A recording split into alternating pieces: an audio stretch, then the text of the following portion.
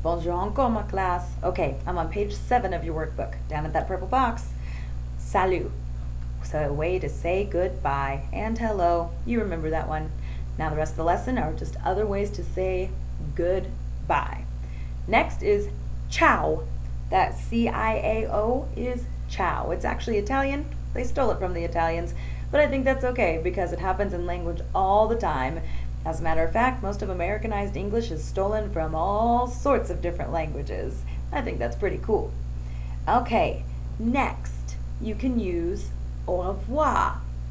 Backtrack real quick, sorry about that. Salut and ciao, very informal. Only use it with someone that you would address as tu.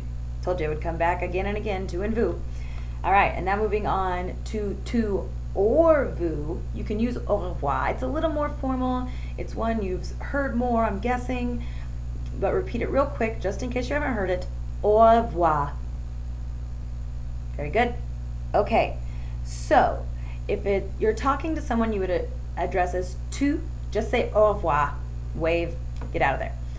If you're talking to someone who you would address as vous, make sure you put madame or monsieur at the end of it. Au revoir madame, au revoir monsieur, okay? It's important that politeness, or la politesse, if you want to use the French word for it, is very, very important. Okay, now I'm at that small list of words, more informal ways to say goodbye. See you soon. A bientôt. Repeat. A bientôt. See you later. À plus tard. Repeat. À plus tard. Next, see you tonight. À ce soir. Repeat. À ce soir.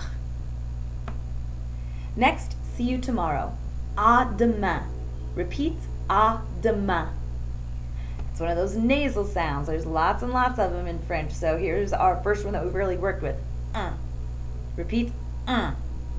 My French teacher in high school used to always like to think about the Aflac duck whenever we had to make nasal sounds.